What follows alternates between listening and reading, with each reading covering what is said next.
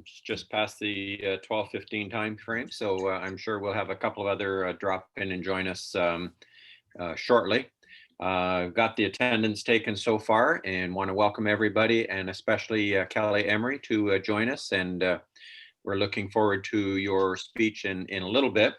To get going though, we always like to start off with our happy thoughts. So my happy thought is I got my shot yesterday. I'm going to be like Carl real soon, and nothing will harm me. I'll feel like Superman. Except at that point, I think I'm still going to wear the mask, keep the distance, and all those kind of fun things that we have to do. Oh, yeah. Any other happy thoughts out there? No, Carl. Corey, please. I don't see Allison, so I think I'll mention on Monday my Aunt Marion Sonnen, who was the wife of Augie Sonnen, long-term Rotarian who passed away a few years ago, celebrated her 100th birthday. Wow. And she is totally with it. It's hard for me to tell because I'm not totally with it. And I know she's sharper than I am. And Allison took her for a tour around because we couldn't get together for a party of her friends. Julia sang happy birthday to her at her place, which was much appreciated. And Dave Epp, our MP, drove all the way from Leamington with a certificate from our Prime Minister and made the delivery at Kingston Park. And that was the only place where Marion didn't observe social distancing and gave him a hug. She's had both her shots. I hope Dave has too. And she was the first person to sign his nomination papers. So it was a big day. Big day. Allison, do you have anything to add to that? You kind of missed the early part. Yeah, sorry, I lost my Zoom link. I was searching frantically in my inbox. Oh, yeah. It was a great day. Oh, 100 years. That's wonderful. Yeah, we thank you to everyone who sent her cards. Karen, I know you sent her a lovely one. I took a video of her looking at your card, Karen. I'll send it to you. Super, thanks. But considering everything, she had a smile on her face and she really had a great day. So thanks to everyone who shared your happy wishes. It was a nice 3-digit celebration. Wonderful. And you don't get a lot of those, so that's excellent. You sure don't. I was reminded just now that Barb Cook sang happy birthday to her as well. Oh, great. Yeah, we did a low-key sing-along, and Barb and Aunt Marion have known each other and Peter for a really, really long time. They were in the choir together for decades. And Barb actually was happy to hear from us. Probably a bright spot to her day, and she sang happy birthday to Aunt Marion. So that was nice. Good. Donna, you had your hand up, and then Barry. Yeah, just that I was not able to participate last week, and so I'm sure most people have seen that update, but getting Province of Ontario funding for our new building, and pretty spectacular news for us. We don't really have timelines and really concrete feedback yet on next steps, so that'll be the next step, but we were thrilled to get that. So That's a huge step. That's wonderful. Yeah. And Barry? Well, back to the COVID shots. It was 2 weeks ago that I got mine. So as of today, 2 weeks later, I'm ready to take on the world. Uh-oh. Get out of my way. I think we need a second shot. Yeah, to get ourselves up there a little bit, but that'll come. We just have to be semi-patient. And were there any other happy thoughts? Karen McDonald? Yes, I just wanted to say that in the last 3 weeks, I've volunteered 3 times at the vaccine clinic, and it is the most positive place to be. It really is. Everyone is so upbeat and happy for the experience and thanking all the staff and volunteers. It really is something. I'm so glad that I followed through with Lynn's suggestion and yours as well, Brett. Oh, Thank you. Wonderful. It, yeah, just the, you know, the attitude around the vaccine clinic is amazing. It's Yeah. wonderful that Chatham-Kent is doing such an excellent job there. Well, that's because it's so well organized. It is extremely well organized. Mhm. Peter, did you have your hand up there? Yeah, just one thing, I didn't really answer Tanya's question when she asked when we're all next going to Guatemala. If things get going, the idea was late 2022 and or winter or whatever, but we can get together at some time once we know, once, you know, the developing countries get vaccinated and choose a time. Last time we did it in August because that's when people are often available, but maybe Payten, given where the new project is, that's not the Highlands. And it's a lot hotter in the summer there, like 34, 35 degrees and humid all the time. So it may, wintertime might be a better time. So early 2023. Also, we've got great news here. About a month ago, there was a, Cogeco was given a subsidy for putting fiber out to Morpeth, Rondo, Shrewsbury, Erio, and they are digging a tunnel for the pipe in which the fiber is going like crazy. They've gone from Blenheim all the way to Morpeth in just a couple of weeks. You can watch TV bingo. Yes. Okay, last call on happy thoughts.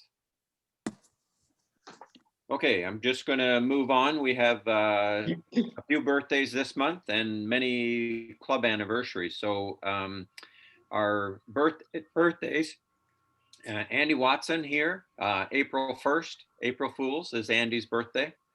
So happy birthday, happy 39th, but I think it's you know, maybe 40 or 45 anniversaries of the 39th birthday, Andy. And Diane McGuigan and Colin McGregor will be in April as well. The big news is on our club anniversaries. Both Tom Story and Jerry Bellinger are celebrating 38 years as part of the Chatham Rotary Club. So Wow. congratulations to those two gentlemen. We totally are impressed by your longevity with Rotary, and hopefully the rest of us can get somewhere close to that. Other anniversaries and I do it for the month. So Gordon Jane Fry are both in for 7 years. Ed Robbins is in 21 years. Paul Mayran, 22. Tony and Jennifer Hill in for 8 years. And Janet McGuigan Kelly has 27 years. So congratulations to all. And Tom, I'll actually open it up and give you another minute or two if you'd like to tell us anything about joining Rotary 38 years ago. Sorry, once you're done, half your lunch there. Yeah, well, Barry's the only one who can call me on any of this stuff, and I don't really give a shit if he does or not. Yeah, every 1983, Eddie Americondo was president. There was probably about 110 members in our club, and you'll note that we hadn't started allowing women in yet. That wouldn't happen for another 8 years. And I think, what else did I tell you, Brett? You had to do your. Oh, that's right, Eddie. I didn't know better, so after the meeting where I was inducted, Eddie told me I had to give my classification talk the next week. So I think I hold the record for longevity as a member, or lack of saying, before I gave my classification talk. There's, I think, 6 of us still left in our club who were there when Jerry and I joined. There were 4 of us who joined that day. Jack Carroll, our former MPP, was one of them, and another chap, Bruce McCallum. I don't know if anyone here remembers Bruce or knew Bruce. He was older than the rest of us, and he went on. He was a retired bank manager, and he went on to I guess, be the director Barry, is that the correct title for St. Andrews? Because I think he headed up the administration there for a little while. Yeah, you're right on that. And by the way, Tom is completely on the level. Oh, well, then let me take it back. Anyways, so that was then. Well, congratulations on 38 years. That is, Thank you. that's not quite as good as a 100-year birthday, but that's pretty darn good in our world. Yeah. And at this point, I'm going to ask Donna if she would introduce our guest speaker, please. Sure. Just a nice bright orange on Kelly today. I like that. We can find you on the screen. Really pleased to introduce Kelly Emery, Director of Childcare and Early Years with the municipality. I love to highlight children's services, and Kelly and her team are phenomenal. I have the pleasure of working with Kelly for many years, and together with a lot of partners that work for looking at early childhood development. You just won't find a more passionate and dedicated group. So I'm excited for you to hear Kelly today. Thought it would be nice to highlight early childhood development and kind of the impact on our community. I also would like to do a quick kudos to Kelly and her team. Childcares have been operating, rarely missing a beat. So many changes. COVID has really stressed that this sector, but you know what? They're there for parents and kids every day, and so that's a huge accomplishment. So without further ado, I'll let you get a feel for Kelly's expertise and her services. Thanks, Donna. That was a very nice introduction. I appreciate it. And we have worked together for a long time and we've had a great collaborating community in Chatham-Kent, and it continues to be. So when Donna had asked me, I struggled a bit with, what do I talk about? Because there's so much good work that's happening in our community. So in my division itself, I oversee Early On, which are child and family centers. All childcare operators, we have general operating, and we do subsidies to all of our centers. We have 45 sites within Chatham-Kent. We also, up until just recently, oversaw the All for Kids program. That is still happening, but our partners downstairs in Employment and Social Services are overseeing that program now. And we also, we have financial responsibilities with some of our other partnering agencies around Francophone, Indigenous, special needs resourcing. We have Donna and her team work with us, as well as KICS, Chatham-Kent Children's Services. So when I was debating what to talk about, I decided to do a quick overview of some of the work that's happened and the importance of the early years and us really recognizing early brain development in children and how important it is to invest in the early years. The return on investment is $7 for every dollar invested in the early years. So I just wanted to, I do have a presentation if I'm able to share my screen. I'm not going to bore you with going through every single detail. I'll try and do some high level kind of interest to this group, maybe some of the work that's happening. But I thought a few of the slides were really important to really showcase the importance of early childhood development and their early stages of brain development. So I'm going to share my screen now. There we go. And can everyone see it okay? Yes. Okay, perfect. So basically investing in the early years, I'm going to advocate for that until I'm long gone. And I hope my kids and the partners that I've worked with in the community will continue to advocate as well. So this first slide, I know it looks busy, but if you look at it really closely, it really identifies, especially between the ages of 0 and 2, the brain development activity. So where it goes up, you'll see the green, the pink, the yellow, that is where the brain is developing its most in all of the years that we're on this earth. So as you will see, by the time you children hit age 7, yes, they are still developing peer and social interaction and language. But as far as their emotional control and their vision and hearing and all of those other pieces, they develop really young. So I think it's key for us to know this information, because if we start really investing in their early years and understanding the value of reading to a child at birth. And I know for years we had and we still have Babes and Books Belong Together, and I believe, Donna, correct me if I'm wrong, but Rotary donated some funding to this program, and so every child that was born was given a book in the hospital for the parent to take home, and really impressing the value of early literacy and reading to our children and that engagement with children at such a young age. So thank you for past donations to that program. We're trying to keep that up and running. We have partners. We have the library that's joining in as a partner in this. We're trying to continue to fund this program in any way possible, because we know how important it is for our newborns.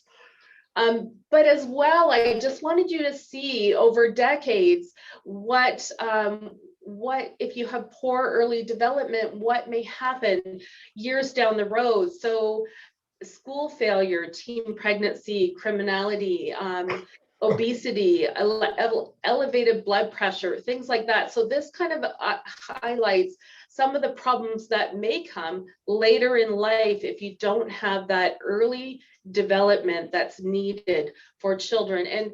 And I had a really, and maybe I'll share it with Donna, because I would have taken up some time on the call, but I have a video about investing in the first 5 years. And I often will show it at some of the presentations that we do. It's emotional. We showed it to the Mayor's Leaders Cabinet, and there was a lot of eyes that were tearing up in the room, but it shows if you change the projection, what's happening to these children when they're first put into childcare, or are they left alone, or are they left with a caregiver instead of the parents? So it really highlights, if we invest earlier and start doing these important small things early in life, what a change it will make in that child's life in the long run. So Donna, I may share that link with you to share with the group, because it's only 4 minutes, but it's a really good watch if you see the link come across. So, some of the things that stats have shown, and we do collect a lot of stats in our department, both working with our data person, but as well all of our community partners. But it shows that if we spend money in the early years, we'll have a higher educational performers. So if they're ready to go to school and they're ready to learn, a lot of things will change in that child's life. So this is just a really quick little depict of what, decreased healthcare expenditures in the long run. We have several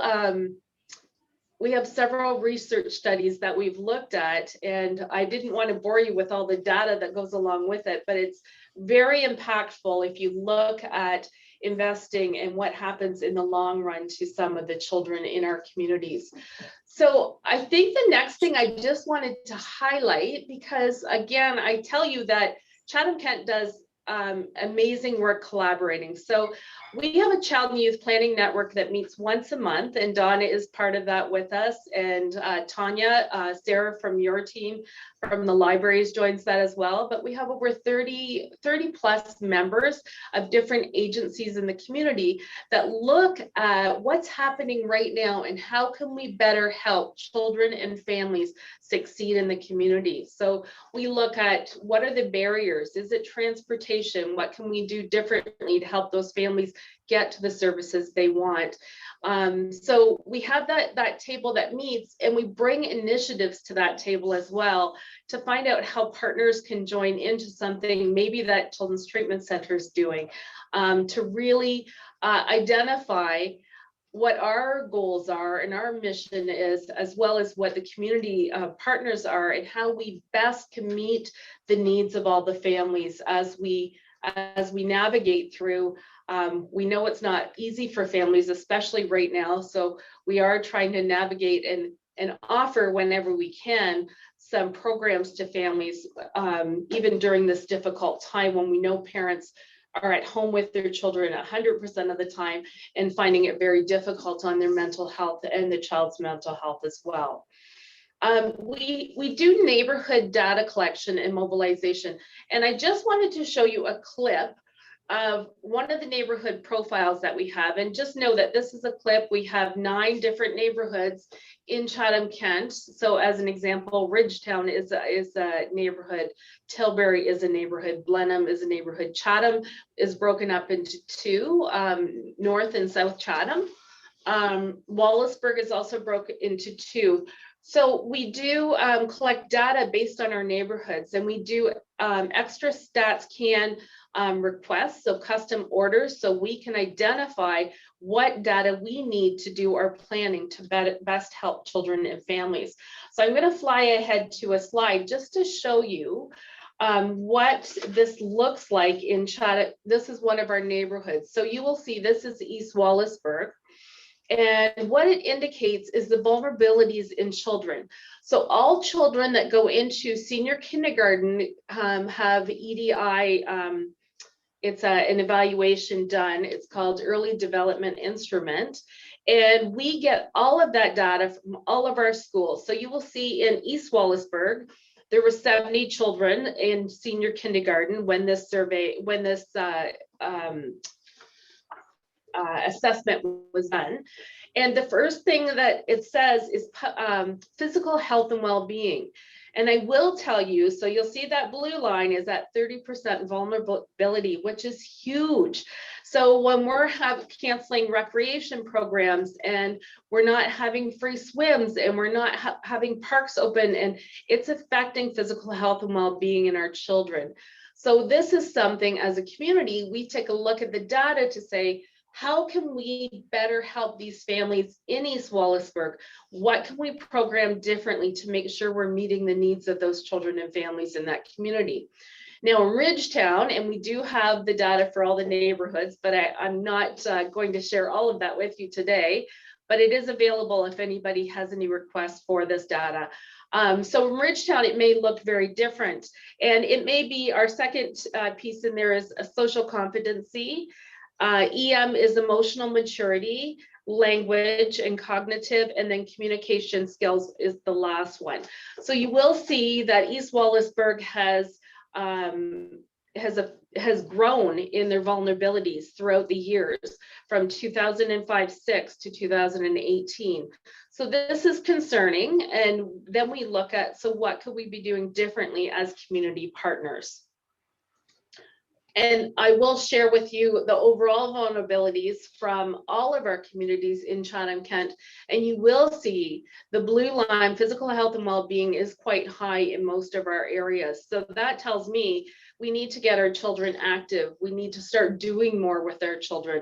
Parks and park programs and recreation programs and free swims, things like that, free skates for children that can't afford to pay for skating. So this is really important as we continue through our work. So the table that we meet with once a month, all of the community partners at that table look at the data that we have and now decide how we can best change our programming to meet these needs.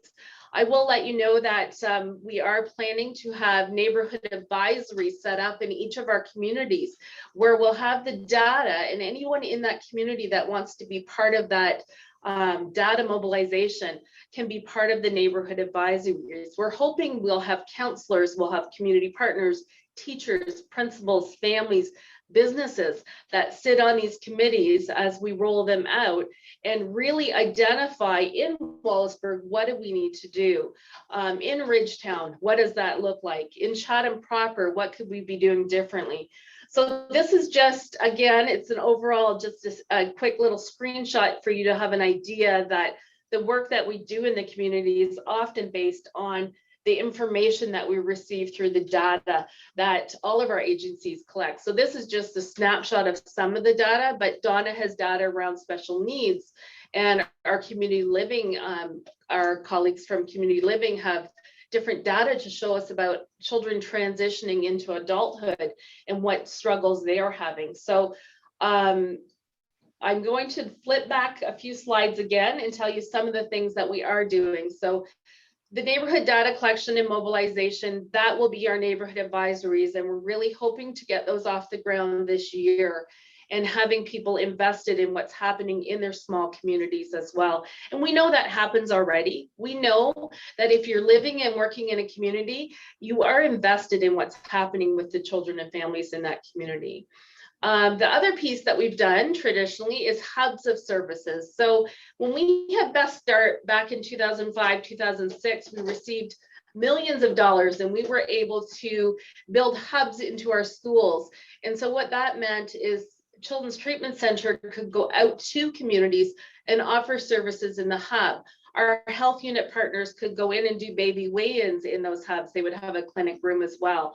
So we have those in 5 of our communities now.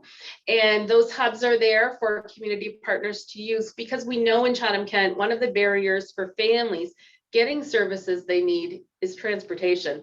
I mean, that comes across every time, every table we sit at. Transportation is a huge barrier. So can we bring services to them? And I kudos to Donna's team and to, I see Tanya on here, libraries. We really try and get what we can out to the communities for those families that can't travel and don't have the means to travel.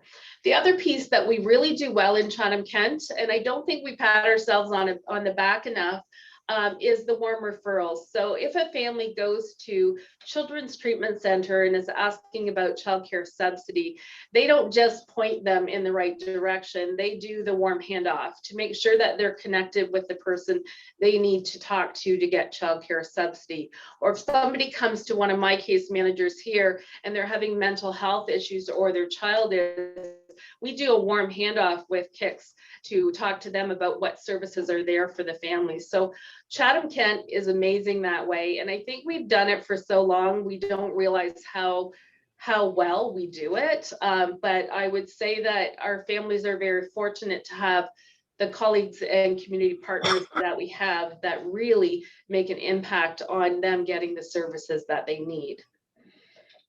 Another piece, and stop me if you need to at any time. Another piece that we really look at is joint planning. So at our monthly meetings, we have a planning template that now comes to that table and says, here's what we're doing. And we've talked to families, we know this is something that they want or need, but you as community partners, is there anything else we should be thinking about, or is there any way that you can add to this? So I hope you don't mind, Donna, me using you for an example. So with Donna's new build, she brings that back to our planning table and says, here's what we're looking at. Any other considerations we need to take into, to look at differently.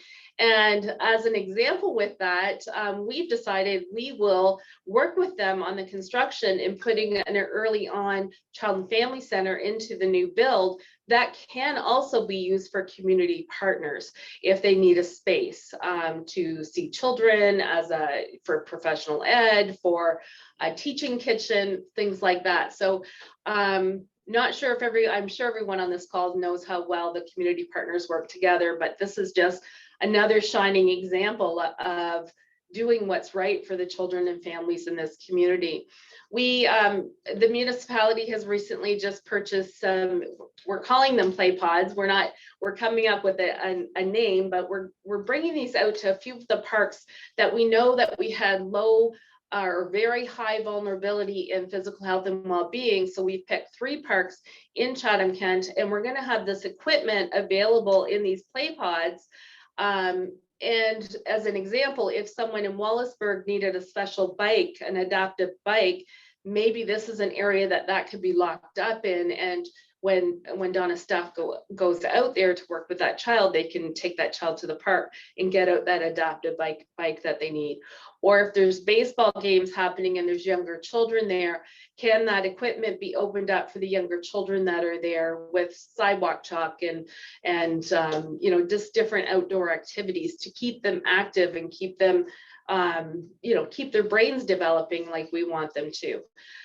So we talked about the Babes and Books Belong Together. Another initiative that we've really worked hard on in Chatham-Kent and this year COVID took its toll on it is Kinderstart, which is the JKSK registration.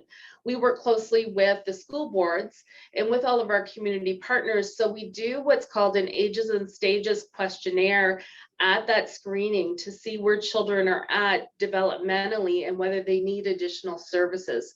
So there's a trigger mechanism that will identify if they need speech therapy, and we can get them hooked up with Children's Treatment Center prior to going into school.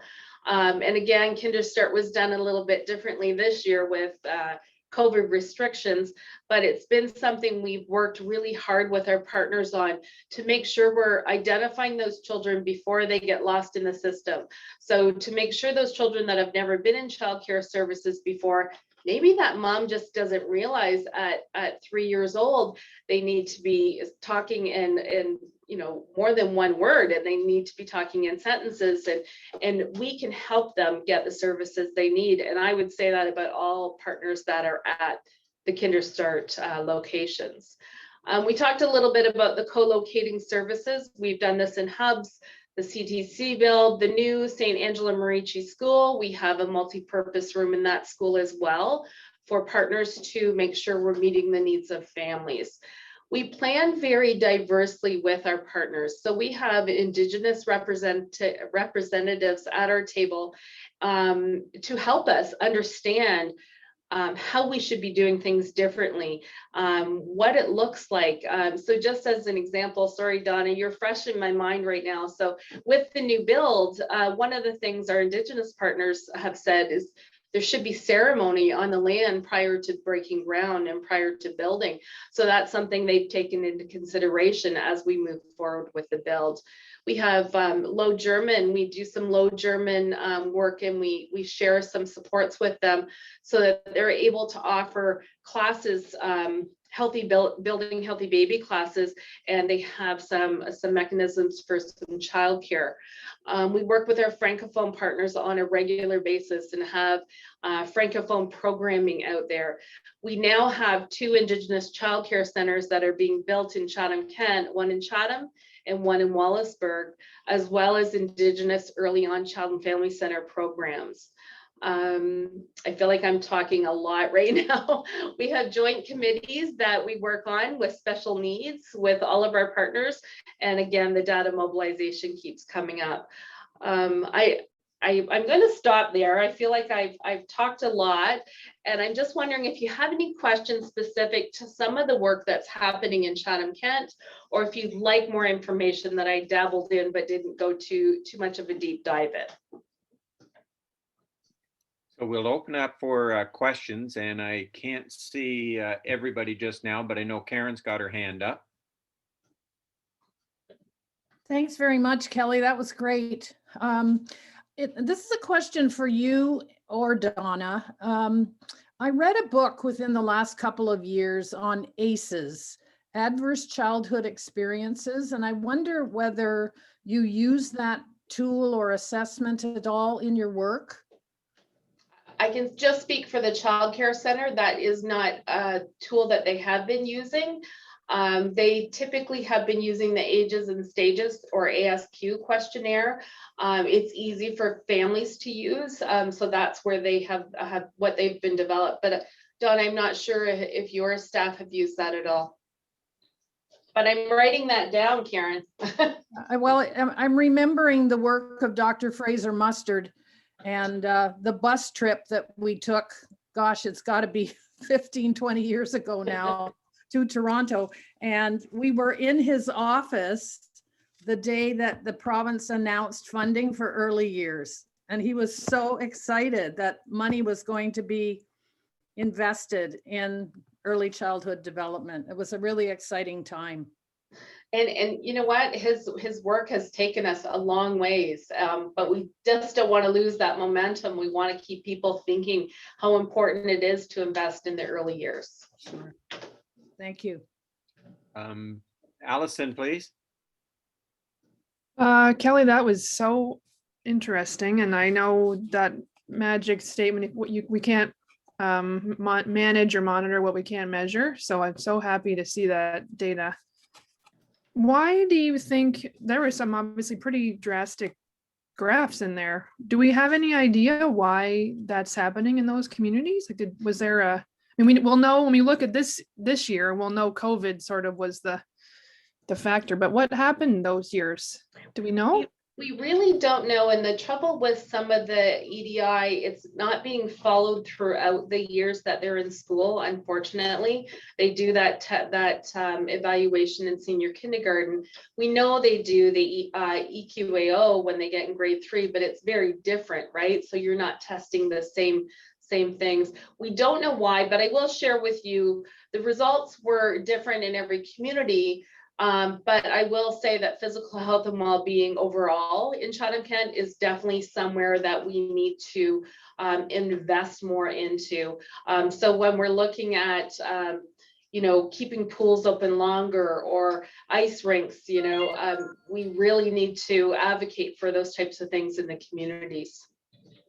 Yeah, thank you. Just a quick follow-up. In terms of the Chatham regions, what is North and East and Central Chatham, just geography wise? So I have the maps here. I don't have that. I know Thames River separates 2 of the sections, but I would have to pull out the maps. I don't want to give you the wrong information. What I could do though is send it to Brett or to Donna, and I have a map with all of the sections in Chatham-Kent, so you can see where everything is and where all the different areas that have been divided up. And that's how we've asked to receive our census data. And so I'm not sure what will happen with this next round, but hopefully we'll get that as well, and we'll be able to identify the changes in what's been happening. I can send that to you, Allison, though. Sure, there was quite a bit of difference within Chatham itself, so I'm just curious about targeting those areas and where they are, but thanks. Other questions? Tom Story, please. Yeah, thanks, Kelly. That was very informative. Maybe it's a taboo question, but I'm going to ask it anyways. Maybe you did touch on it and I might have missed it, but was there any correlation in how children fared in the assessment under the various variables and the presence or absence of a stay-at-home mom during their early years? We do have the data to support how many single moms we have in the communities. I don't know if we have the stay-at-home moms in that. I'm not sure if that's part of the Census Canada data that we have, but we do have the single moms. We have the wage differences in the communities and how many children and families are living in the low income bracket. We do have all of that information to support some of the work that's being done, but I'm not sure about the stay-at-home piece, Tom, sorry. Any other questions here? Okay, I'm going to ask Donna if you would thank Kelly for me, or ask your question if you've got one. Yeah, no, I was just hoping that that would be included. Certainly the vulnerabilities have, if there's social income areas that can lead to less opportunities for kids. So we definitely are looking to give opportunities where we can. I think of you think of this year with COVID, how you've missed out, let's say, or feel like you have lost a year. And that's kind of how we view it for kids. If we find out an issue too late, or we find out we could have been doing something sooner, it's that sense that, oh, we've lost that little bit of time, and how to get that back. So yes, I'd really like to thank Kelly. I think there's so much really exciting and good work that happens, and it's often quite under the radar. It's a group that kind of keeps their head down and works away, and perhaps isn't always out in the media per se, but we do really benefit from Kelly's leadership and all the services. And I think one other thing to add, when we were doing our most recent planning for our center, we had a health analytics consultant looking at data, and we certainly know Chatham-Kent's quite flat with the population growth. However, fertility rates are way above provincial average and way above provincial projections. So many areas, urban areas, are having less kids, and Chatham-Kent is continuing to attract or embrace a lifestyle where children are welcomed into the community. So I think that's something for us to keep in mind. So Kelly, you've got a lot of expertise, a lot of commitment and great experience. And I really thank you for sharing that and to further highlight work across the community for kids. Thank you. Thank you so much for having me today. We do have some more. That data was just the early development instrument data. We do have it outlined in their neighborhoods with the low income pieces.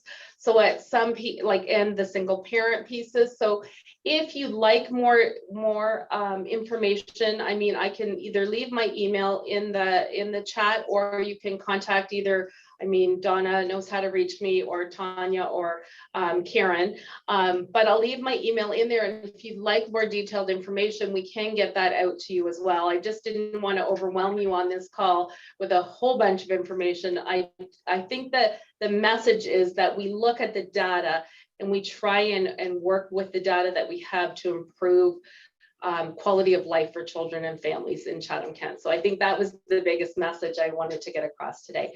I'll put my email in the chat box, and if anybody would like any more information, please reach out. I'd be happy to send that. Have a good day. Great. Thank you very much, Kelly. Really appreciate your time. And I got to admit, I wasn't sure what was coming, but all the data, all the stats, it means so much. And I guess for Chatham, we're a little disappointed that our numbers are as high as they are, but maybe things can get done to help improve that. At least that's what we hope along the way. Thank you again. So now I got to move over to some business side of things for the club.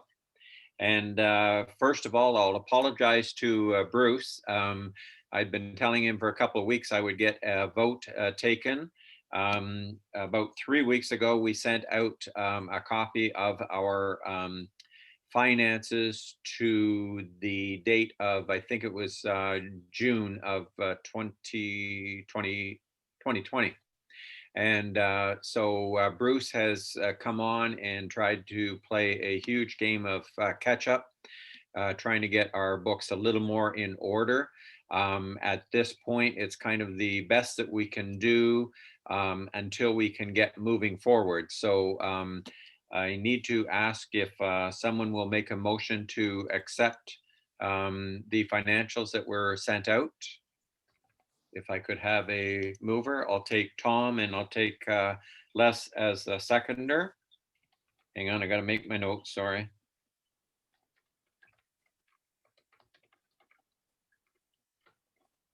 And can I ask for all in favor? And got to keep your hand up. I got to count on screen here.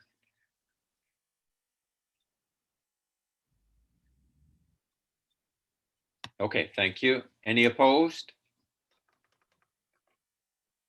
Okay. All right. So those are moved. Thank you again, Bruce. I really appreciate the what you're putting into trying to get us back on track.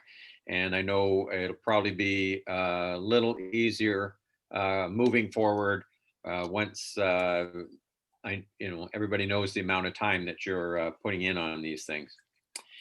So that's that part. I just want to let everybody know I'm going to send out a invitation to later today for a 100th anniversary meeting, hopefully tomorrow at 12 noon. What we're trying to do is find out just who wants to be on the committee. So I've always left it right now on an open basis, but after tomorrow's, I'll just sort of keep that committee group. Rick Bednarik's going to help me set up a group email so I can send it out to them. And so I'll get going with that. I do have a note coming up where Chandra, I'll put you on board in a couple of minutes here. Next week's meeting, we've got Taylor Cloutier from the CMHA, and she'll be talking to us about both what CMHA is doing, as well as the Ride Don't Hide that many of us have been in conversation with her, trying to get in place.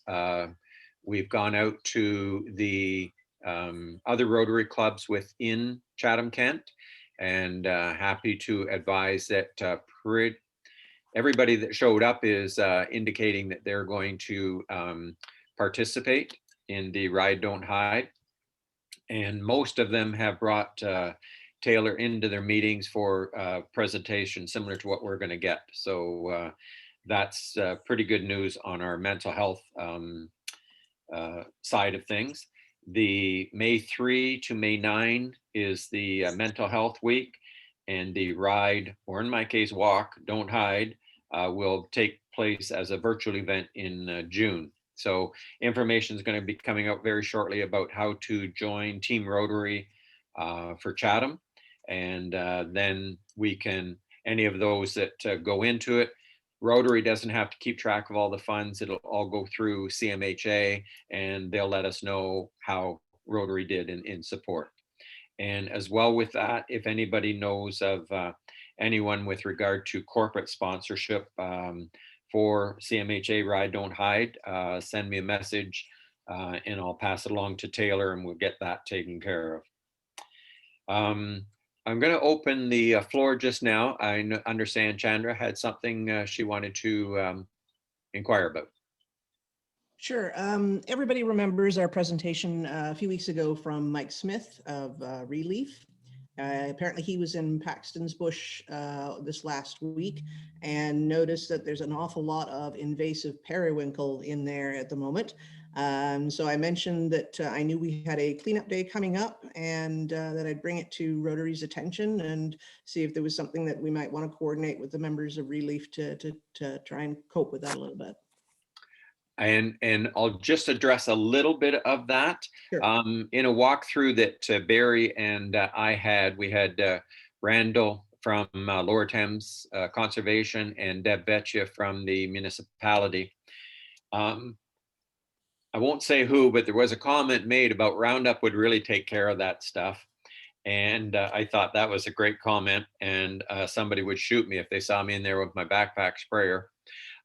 However, I have sent a message to Deb Betcha and asked her about that. There's also an English ivy that's, this is all encroaching from the houses that come up to the, that backside. I think that's maybe Thornhill Drive. And so I've asked Deb if we can go in. If we can't find a licensed sprayer, can we rip the daylights out of whatever we can and at least do that much to cut that down? So I'll keep you posted on what I hear from that. And I did send out a memo last week, and I've had several that have sent me word that they'll be in on the April 24 cleanup. What I'm hoping to do is I've got some youth that are coming from the Children's Treatment Center. The municipality is going to drop off some mulch to both the Rotary Park on Thames Street as well as the Midwood Oxley Park. That's where we planted some trees a few years ago. So we're going to be moving the mulch to that area.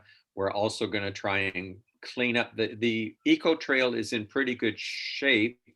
The drain has some plastics and stuff in there that don't need to be. The only problem is how high your boots are to walk in that drain to try to pull them out. It's the one eyesore that I see.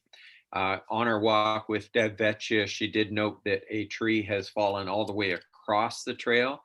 So the way the municipality works, she's got to go to drainage. Drainage has to come in and they've got to clear that part out of the drain. So we've got that started. So that's going on.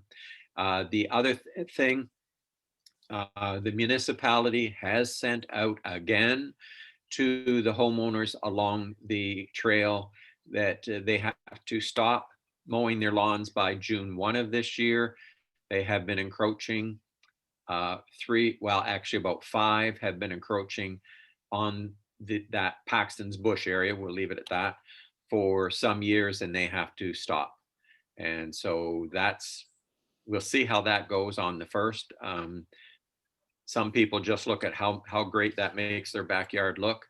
But one lady was so upset she has sold her house. And she's moving. So that might help with, she encroaches about 40 feet into the bush. So I don't know whoever bought the house realized when they look out back how far their property line went, but there may be a shot coming there. Other things coming up. Next week is Taylor. April 17, we have district training for District 6380. If you need me to send you the link to that again, let me know. I've sent that out. It's good for basically anybody that wants to come and just hear a little bit more what's coming from the district. And then, of course, April 24, District 6380 has the watershed cleanup. Happens to be the same day that Chatham-Kent pitching has taken place. So we're hoping to do some work. And if we have too many people, we may join up with Sunrise and try and help them out. I've asked them to let me know what they're doing. And my response was, we'll let you know. So I got the feeling I'll be told maybe the week before, in which case I'm moving ahead with some of our own cleanup so that we can get some of the stuff that we see all the time, we get that taken care of. Anybody else have anything they need to get passed along? Allison? Just a quick question on that, Brett. In light of what may or may not be announced today, is that going to change what we're allowed to do on the 24th? It could. I guess we don't know what they say, but do we have a backup plan? Like maybe we have to go in groups of 5 kind of thing, or? Yeah, we're going to have to watch and see what they say. I'll double check with the municipality. I think the last time I was asking about this, I've got to go to the bylaw department to check with them. And if we have to do it in groups of 5, what we might do is say, okay, this group of 5, you meet here, you've got this hour, this group, you come out at this time, you've got this hour, and we'll have to work it from that. I think that would work if need be. The other thing is being outside is one benefit. I'm one that hates to be outside with my mask on, but we may have to do that. So yeah, just this afternoon's going to say some things. And I'll just, the other thing, I've talked to several people with regard to the TV bingo. My habit is usually we've got this lockdown, we're going to button everything up. Many of the people that have been into the office in the last few weeks, our players, have said, please keep it going. It's the only thing they've got to look forward to. I've talked to our volunteers. They seem comfortable. I've offered to other people that will come in and volunteer. So depending on how heavy this announcement is this afternoon, at this point now, we're continuing, and we'll kind of have to play that by ear. Unless bylaws come after me and slap me with a fine or something, we'll see how that goes. But the one lady basically said, this is the highlight of my week. she says, thank you for still going. And I thought, well, I can understand that, but I also have to make sure everybody is safe that's out there as well. So anyhow, anything else? Julia, if you wouldn't mind, please. And Andy, it's time for your pictures. Happy birthday, Andy.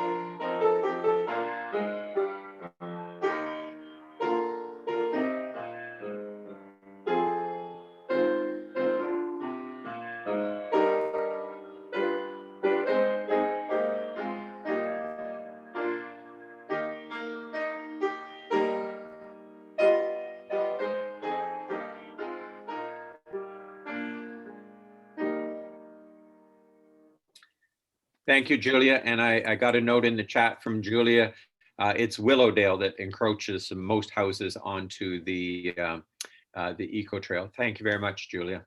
You're welcome. All right, thanks everybody. Stay safe.